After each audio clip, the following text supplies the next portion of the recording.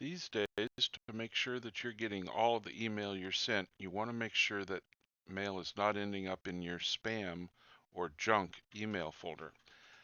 All modern email readers have a feature called whitelisting to make sure that you can identify emails that you never want to be considered as junk. Here is a Hotmail account, and I'll give you a brief demonstration on how to whitelist one or more email addresses for Hotmail. Start by going to the settings gear and view all Outlook settings,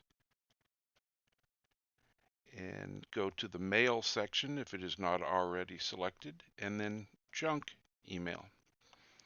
Here you can list emails, addresses, or domains that you never want to receive email from, and safe senders and domains that you never want those emails to be considered as spam.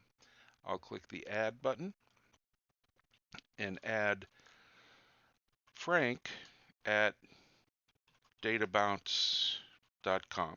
I have no idea if that's a real email address or not, but if it exists and someone ever sent me an email from Frank at databounce.com, it would never go to my spam folder, even if it were obviously spam. Now, let's say that Frank and Betty both worked at databounce.com, and I could just keep adding more and more addresses from DataBounce as I work with more and more people at DataBounce, but eventually I'd get pretty tired of that, and I would add the entire domain.